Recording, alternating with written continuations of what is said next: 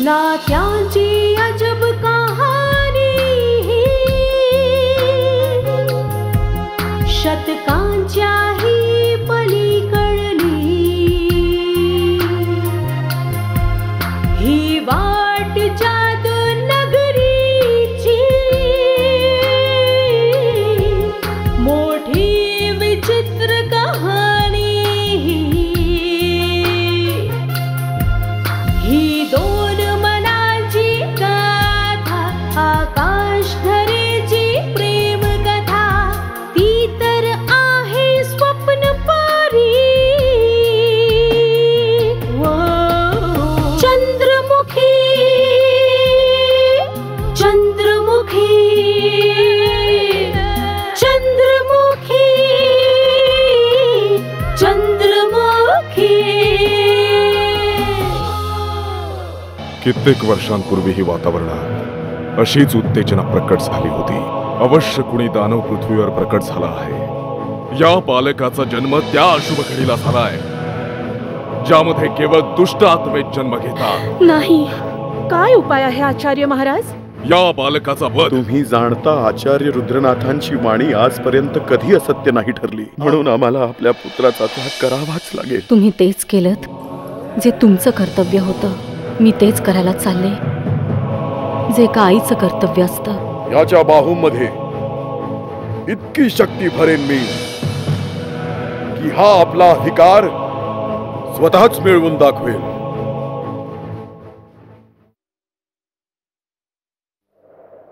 आज तुम्हा सर्वांना येथे बोलावण्याचं एक विशेष कारण आहे, कारण की माझ्या गावाचा आणि तुम्हा सर्वांच्या रक्षेचा निर्णय घेऊ शकेन ज्या पद्धतीने मला तुम्हा सर्वांची रक्षा करायला हवी आहे त्यात मी पूर्णपणे सक्षम नाही राहील।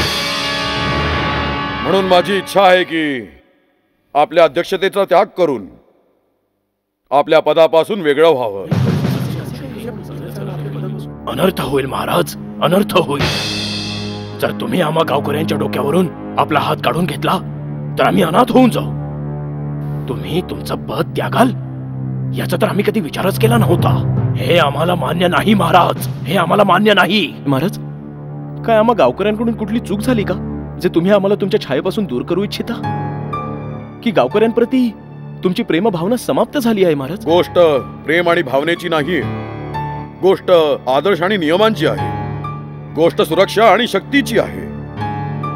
हे सत्य आहे की वीरसेनच्या हातामध्ये आता ते बळ आणि शक्ती नाहीये जी एका गावाच्या रक्षकामध्ये असली पाहिजे। म्हणून माझी इच्छा आहे की आपल्या या गावाची अध्यक्षता कुणा शक्तिशाली हातामध्ये असावी। या पूर्ण गावात तुमच्यापेक्षा अधिक शक्तिशाली कोण आहे महाराज? आहे एक असा योद्धा जो माझ्यापेक्षाही शक्तिशाली आहे। तुमच्यापेक्षा शक्तिशाली योद्धा कोणी आहे?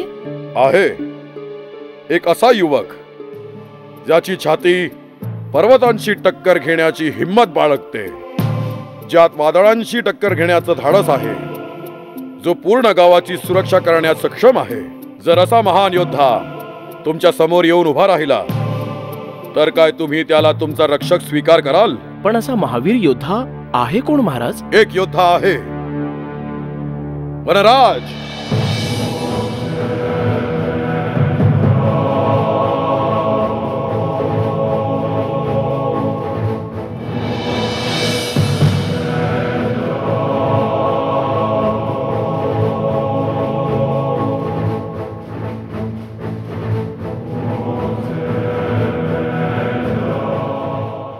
ये मुला,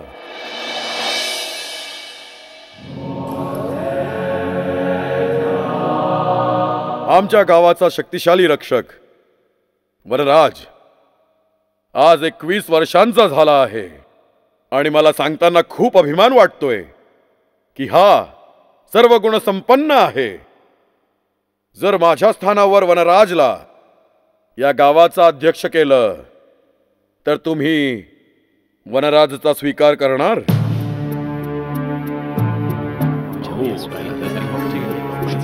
का नाही महाराज? आम्ही गावकरी खूप भाग्यशाली असू की आमचा रक्षक वनराज सारखा योद्धा आहे. मला तुमच्याकडून हीच अपेक्षा होती. जे प्रेम आजपर्यंत तुम्ही लोकांनी मला दिलंय तेच प्रेम आजपासून वनराजला द्या. मला वनराजवर पूर्ण विश्वास आहे की हा आपल्या कर्तव्याच्या प्रत्येक कसोटीवर खरा उतरेल. यासाठी तुमची सहमती हवी आहे. मी वनराजला या गावाचा अध्यक्ष घोषित करतो. हो हो, आम्हालाही मान्य आहे महाराज. हो, आम्हाला मान्य आहे महाराज. मी तुम्हा सर्वांचा आभारी आहे. बाळ, तुझ्या आईचा आशीर्वाद घे.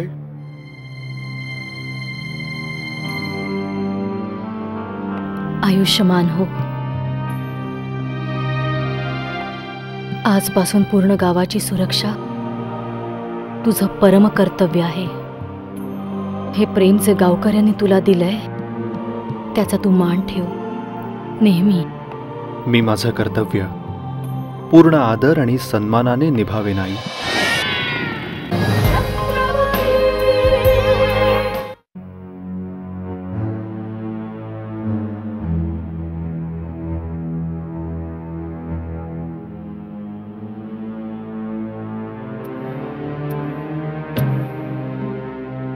पद्मा,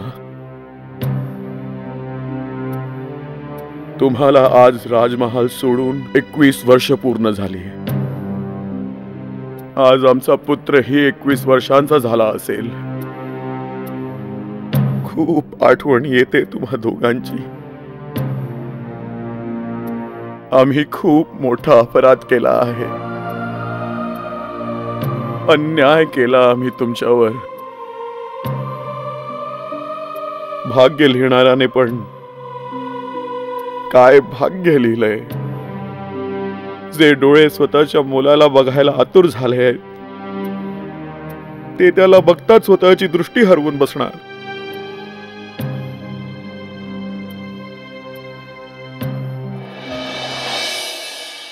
पद्मा, एक वेळ तुम्ही परत या आणि आम्हाला आमचं सुख आणि समाधान परत मिळवून द्या.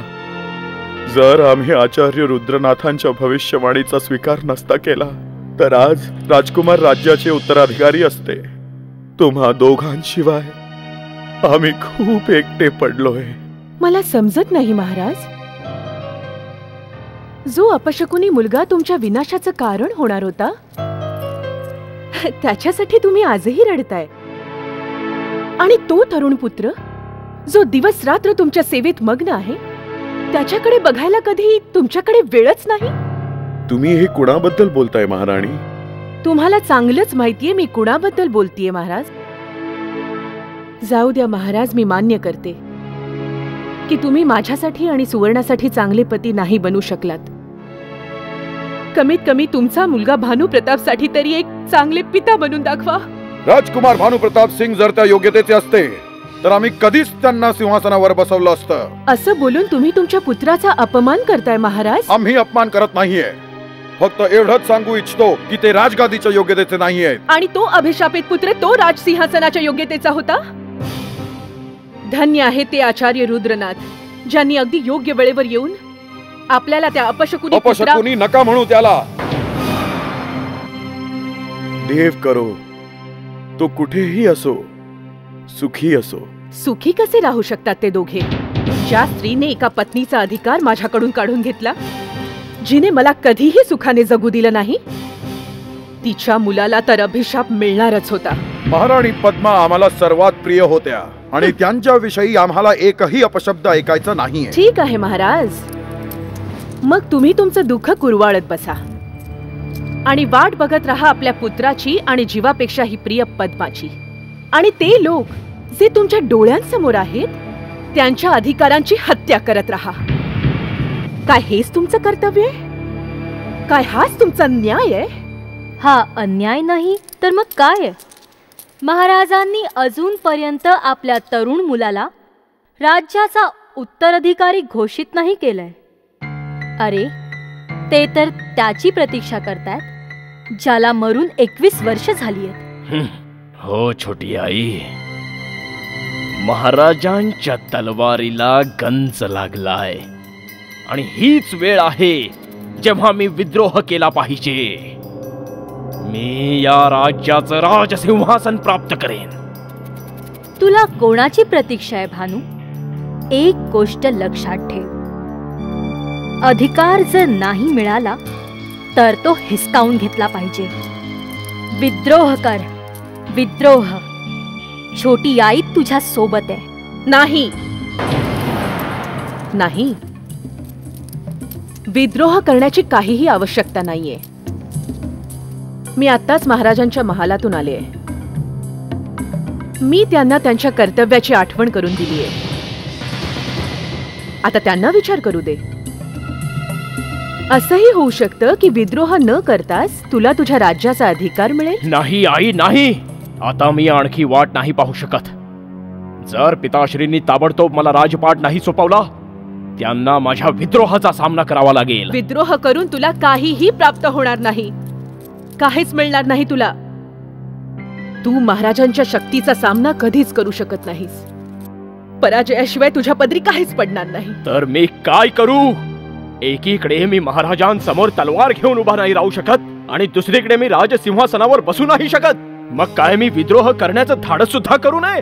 धाडस कर भानू, जरूर कर, परंतु आत्महत्येचं नाही, हत्येचं. हत्या? कुणाची हत्या? महाराजांची हत्या. विद्रोहाची ही पहिली पायरी आहे. हे तू काय बोलतेस सुवर्णा? भानू आपल्या पित्याची हत्या करणार? का नाही ताई? इतिहास साक्षी आहे. फक्त राजगादी मिळवण्यासाठी कित्येकांनी कित्येक वेळा आपल्यांचंच रक्त सांडलंय. नाही नाही नाही सुवर्णा, हे योग्य नाही. काय योग्य नाहीये? सौभाग्याचं रक्षण करणं आपलं कर्तव्य आहे. सौभाग्य? सौभाग्याने कसली रक्षा केली आपली ताई? कुठले अधिकार दिलेत आपल्याला? 2 राण्या असतानाही महाराज तिसरीला घेऊन आले. नाही ताई, महाराजांच्या हत्येतच आपल्या सगळ्यांचं भलंय. वा आई वा, काय सल्ला दिला जातोय आपल्या भाग्यश्री. नको घेऊस तुझ्या मुखातून माझं नाव. तू एक आई आणि एका पत्नीच्या स्थानावरून इतकी घसरशील याचा मी विचारही केला नव्हता. विचार करायचा आणि समजण्याचा अधिकार तुला कोणी दिला? तुला आवश्यकता नाहीये की तू राजमहालाच्या कार्यांमध्ये हस्तक्षेप करशील. मी जे सांगतेय ते सर्वांच्या हिताचे. पतीची हत्या करण्यात कोणतं हित लपलंय आई? असं ऐकलंय की सुहासिनी सौभाग्याच्या रक्षणासाठी यमराजालाही टक्कर देतात आणि तुम्ही यमराजाशीच आपल्या सौभाग्याचा सौदा करता. भाग्यश्री, हे विसरू नकोस की तू तुझ्या आईशी बोलतीयस आणि इथे तुझ्या मोठ्या भावा व्यतिरिक्त मोठी आई सुद्धा हजर आहे. काय तुझ्या मनात कुणासाठीही मान सन्मान, कुणासाठीही सभ्यता आहे की नाही? का सभ्यतेशिवाय आणखी काही येत नाही तुला? आणि तुम्हाला काय येतं दादा? पित्याची हत्या करण्याचं षडयंत्र? जर तुम्हाला सिंहासनाची इतकीच लालसा होती, उत्तराधिकारी बनण्याचं इतकं मोठं स्वप्न होतं, तर स्वतःला त्या पदाच्या योग्य का नाही बनवलं की महाराज स्वतःच आपली राजगादी तुम्हाला सोपवतील? भाग्यश्री, स्वतःच्या मर्यादेत राहा. मी तर आपल्या मर्यादेतच राहणार, कारण मला तुमचा अपराध लपवण्यासाठी गप्प बसावंच लागेल. नाहीतर केव्हाच मी बाबांना सगळं सांगून टाकलं. बस बस बस करा ह्या गोष्टी. तशीही महाराजांची प्रकृती ठीक नाहीये. कदाचित ते आजही पद्माला विसरू नाही शकले. आज अमावस्येचा दिवस आहे आई. माझ्या मुलाचं रक्षण कर. त्याला प्रत्येक संकटातून, समस्येतून वाचव आई. आई, हं? आई.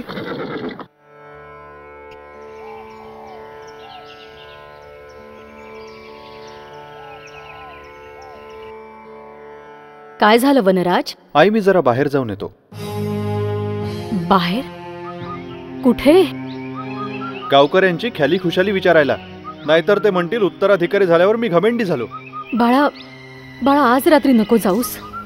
तू उद्या जा ना. परंतु का? आज असं काय घडलंय? आज अमावस्या आहे आणि अमावस्येची काळी छाया मुलांसाठी चांगली नसते.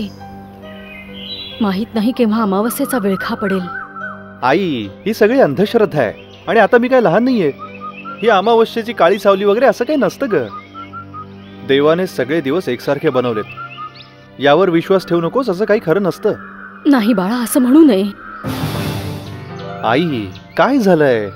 तू लहानपणापासून मला अशी अडवतेस. या अमावस्येशी माझा नक्की काय संबंध आहे? जेव्हा केव्हा अमावस्या येते, मी तुझ्या डोळ्यात एक भीती पाहिली, एक अनामिक भीती. यामागे कारण काय आहे? काही नाही बाळा. प्रत्येक आईप्रमाणे तुझी आई पण तुला अमावस्येच्या काळ्या छायेपासून वाचवू पाहतीये. याशिवाय आणखी काही कारण नाहीये. जर असं असेल तर तू काळजीच करू नकोस. सूर्य मावळाच्या आत तुझा मुलगा नक्की घरी परत येईल.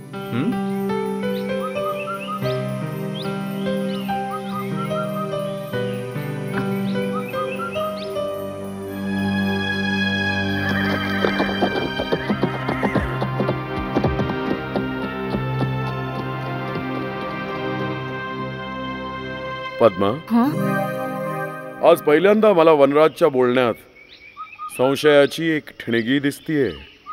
मला याची खूप चिंता वाटते दादा.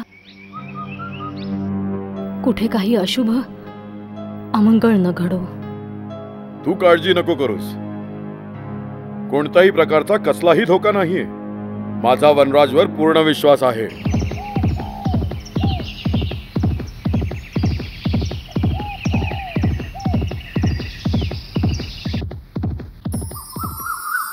बद्री,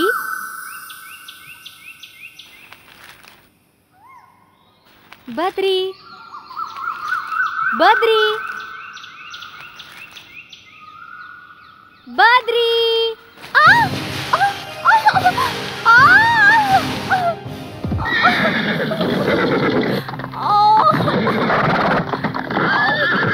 वनराज, उर्वशी,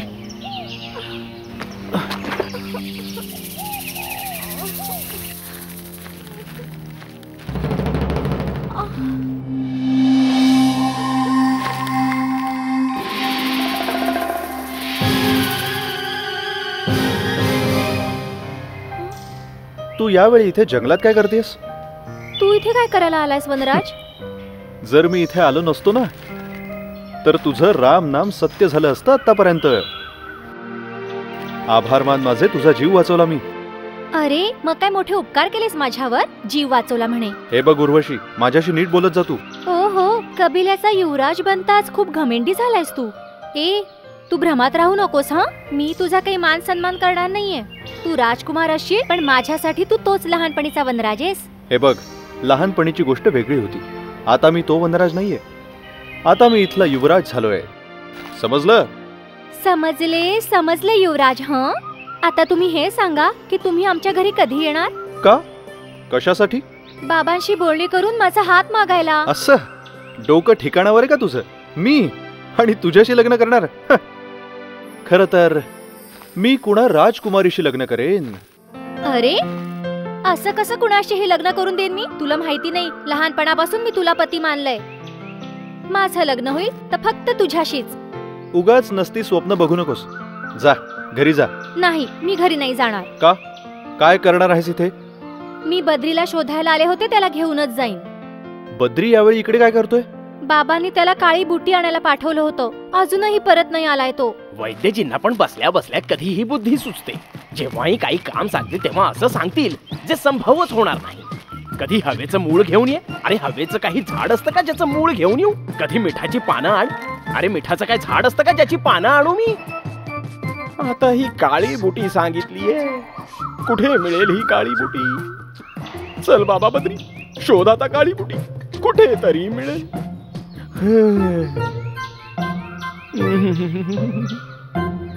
अरे अरे अरे अरे अरे,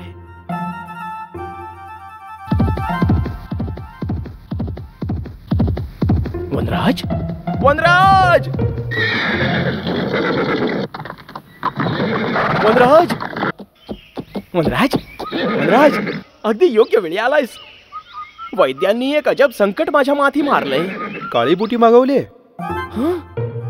तुला कसं माहित? मला माहितीये. थांब, मी आत्ता शोधून देतो.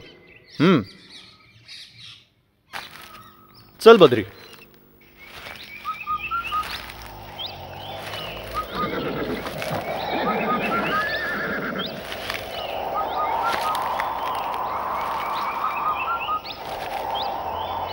वनराज, तिथे नको जाऊस, तिथे धोका आहे. काळजी करू नकोस बद्री, तुझी काळी बुटी इथेच मिळेल.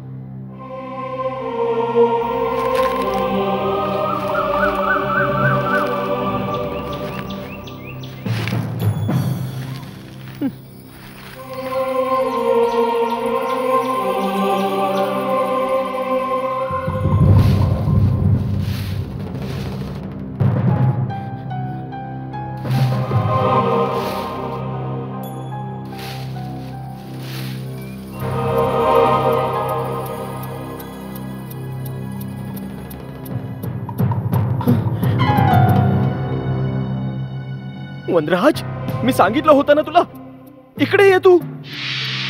आपला जीव धोक्यात नको घालूस वनराज. नकोय मला काळी बुटी. अरे बाजूला हो, नाहीतर हे काळे नाग तुला दंश करतील. अरे बाजूला हो, हो बाजूला. मला काही होणार नाही. तुला काळी बुटी मिळणं आवश्यक आहे, नाहीतर वैद्यजी तुझ्यावर रागवतील.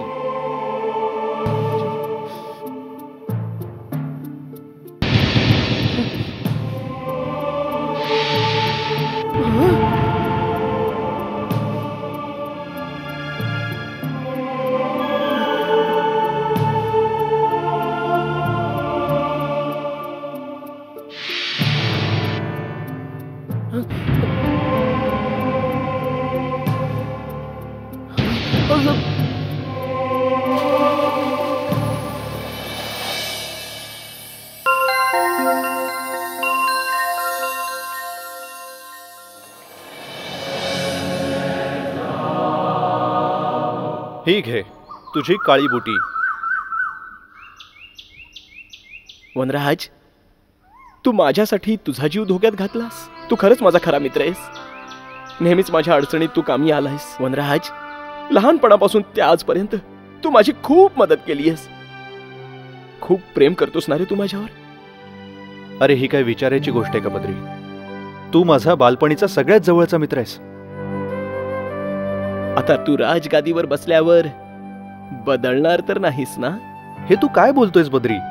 मी लहानपणी तुझ्यासाठी जो होतो तोच नेहमी राहणार आहे. चल आता तू घरी जा, वैद्याची वाट बघत असतील.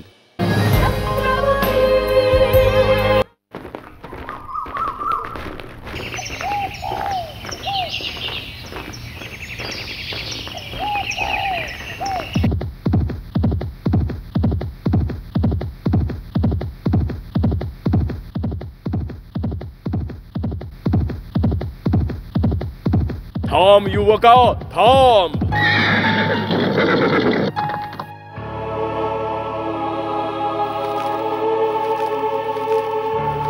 काय झालं बाबा? कोण आहात आपण? मी आपल्याला इथे आधी कधीच नाही पाहिलं. मी एक वाट सरू आहे युवक, आणि वाट चुकलो आहे. तुला म्हणून हाक मारली की तू माझी मदत करशील. हो, का नाही? सांगा ना, मी आपली काय मदत करू शकतो. कुठे जायचं आहे आपल्याला? चंबासा गाव. चंबासा गाव तर इकडे जवळच आहे. हा रस्ता तिकडेच जातो. इथून 2 कोसच दूर आहे. तुझ्या मार्गदर्शनाबद्दल खूप खूप धन्यवाद युवराज. युवराज? का तुला माझ्या बोलण्याचं आश्चर्य का वाटलं? यासाठी की मी कोणी युवराज नाहीच आहे. मी तर एका सामान्य लाकूड तोड्याचा मुलगा आहे. असंभव. तुझा पिता कोणी साधारण लाकूड तोड्या असू शकत नाही.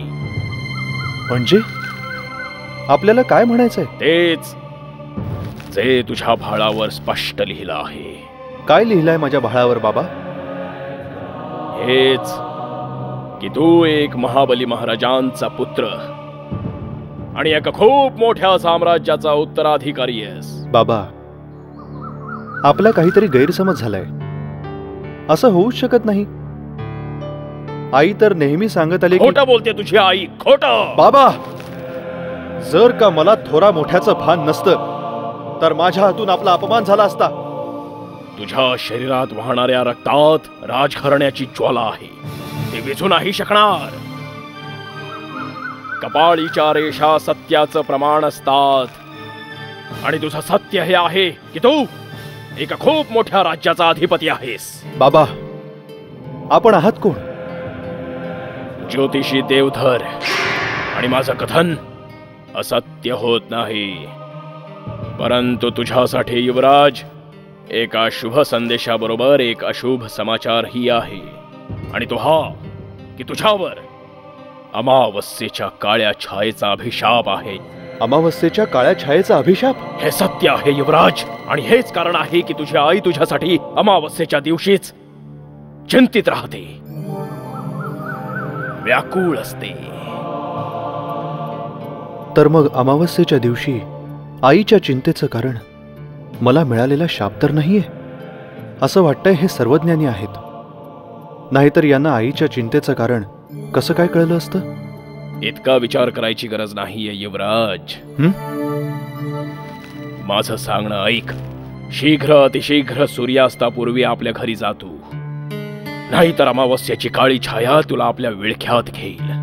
आणि ह्या विश्वास ठेव की तू एका खूप मोठ्या राज्याचा उत्तराधिकारी होशील. आणि तुला तुझ्या युवराज असण्याची चिन्ह अवश्य सापडतील.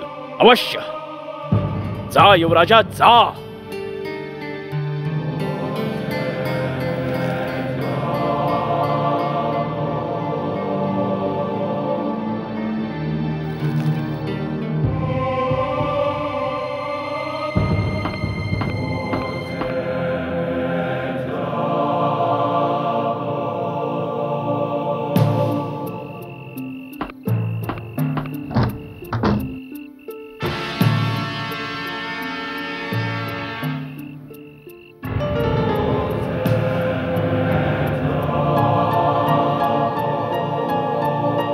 वनराज, काय हवंय तुला?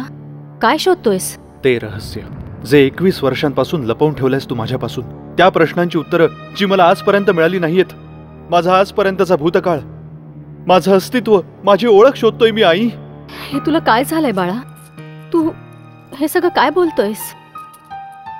आई, मी कोण आहे? कोणत्या राजघराण्याशी माझे संबंध आहेत? माझे पिता कोण आहेत? कुठे आहेत ते? तुझा संबंध कोणत्याही राजघराण्याशी नाहीये. आणि नाही तू कुठल्या राजाचा पुत्र आहेस. तू फक्त एका लाकूड तोड्याचा पुत्र आहेस. मी नाही मानत की मी एका लाकूड तोड्याचा मुलगा आहे. जर तसं असेलच तर माझे वडील कुठे आहेत? ते आपल्याला भेटायला का येत नाहीत? ते का मला एका मुलाचे अधिकार देत नाहीत? ते का एका पत्नीला पत्नीचा अधिकार देत नाहीत? का? ते येतील बाळा, जरूर येतील. आणि त्या दिवशी तुला तुझ्या प्रत्येक प्रश्नाचं उत्तर मिळेल. बाळा, तुझ्या पित्याला एक षडयंत्र रचून बंदी बनवलं होतं. त्यांचं मन, त्यांचे विचार, त्यांचे डोळे, प्रत्येक गोष्टीला बंदी बनवलं होतं. एक विवश लाकूड तोड्या बिचारा करू तरी काय शकला असता? सोन्याच्या धाग्यांनी बनलेली ही वस्त्र जी लहानपणी माझ्या अंगावर होती, एक लाकूड तोड्या आपल्या साऱ्या जीवनाच्या कमाईने पण अशी वस्त्र नाही बनवू शकत. आई, सत्य काय आहे? मला फक्त सत्य जाणून घ्यायचंय. जे जीवन तू जगतोयस तेच सत्य आहे. मी सत्य आहे, तू सत्य आहे, हे घर सत्य आहे, बाकी सगळं असत्य आहे. काय हे सत्य नाहीये की मी एका महान राज्याचा युवराज आहे? एका मोठ्या साम्राज्याचा राजकुमार आहे? राजकुमार तर तू आहेस बाळा. भले एका महान राज्याचा नसशील, एका छोट्याशा कबिल्याचा तर आहेस.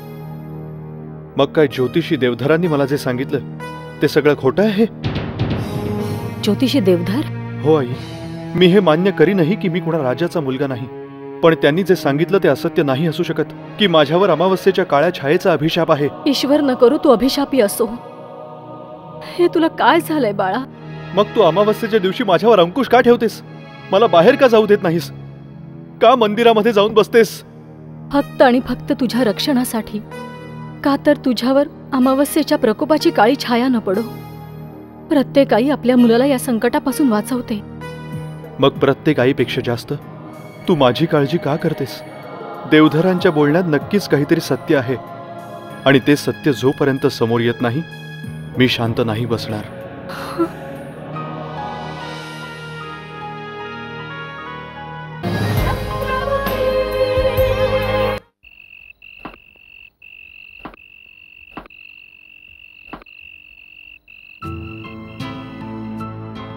जर मला अमावस्येचा शाप असेल तर या शापाचा अनुभव घेणं माझ्यासाठी अत्यंत आवश्यक आहे.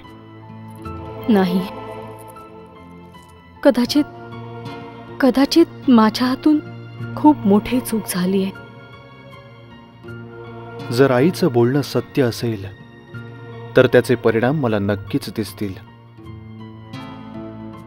या अमावस्येचा परिणाम काय होईल हे आजच मला पाहायला हवं. मी वनराजला हे सांगायला नको होतं की तो अमावस्येचा शापित आहे. भीती तर ही आहे की तो रात्रीच्या अंधारात घरातून बाहेर पडण्याचं धाडस करून बसेल. मला अमावस्येचा प्रकोप बघण्यासाठी आज रात्रीच जायला हवं. जर तो निघून गेला तर अनर्थ होईल.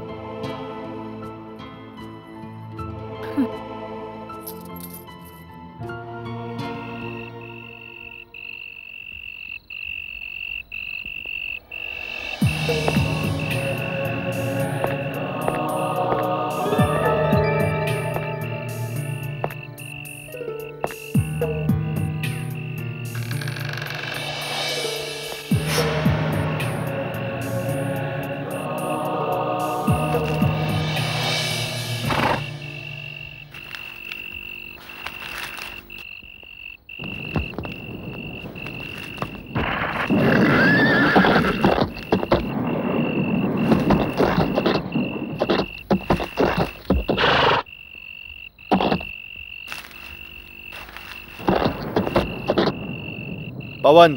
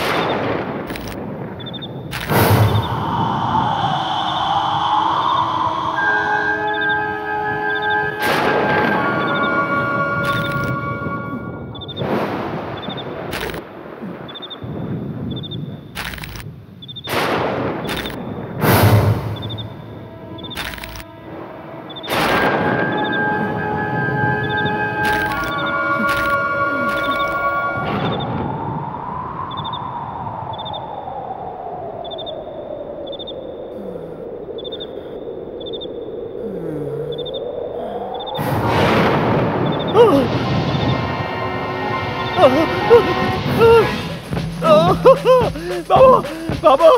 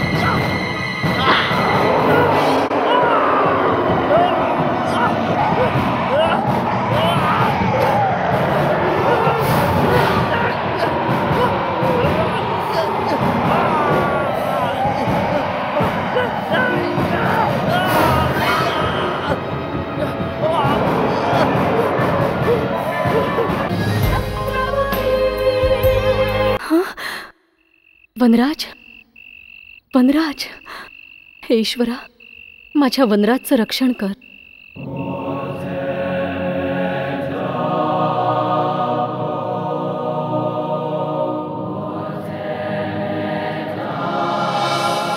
बाबा बाबा बाबा बाबा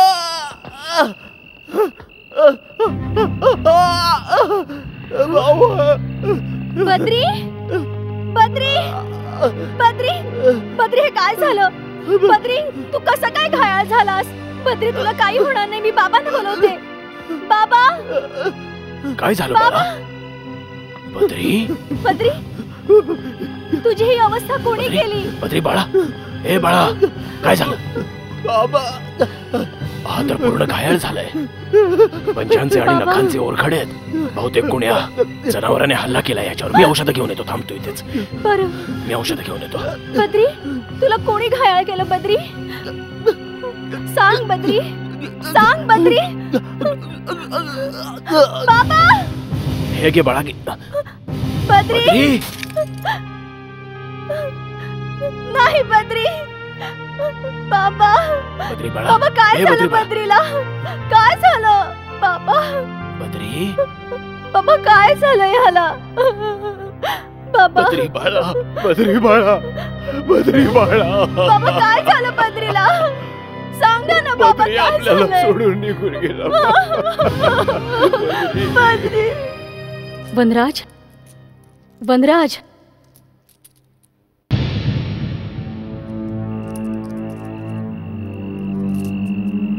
वनराज, वनराज,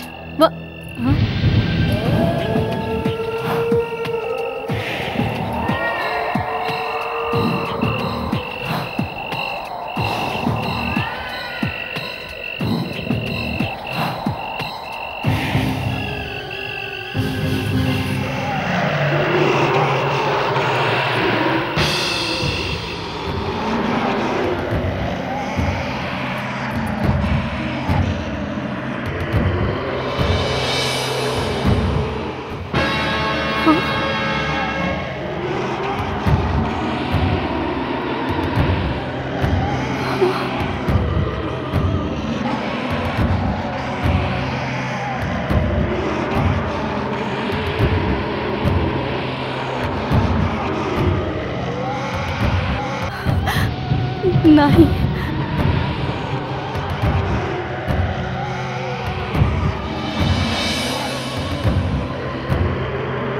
नाही.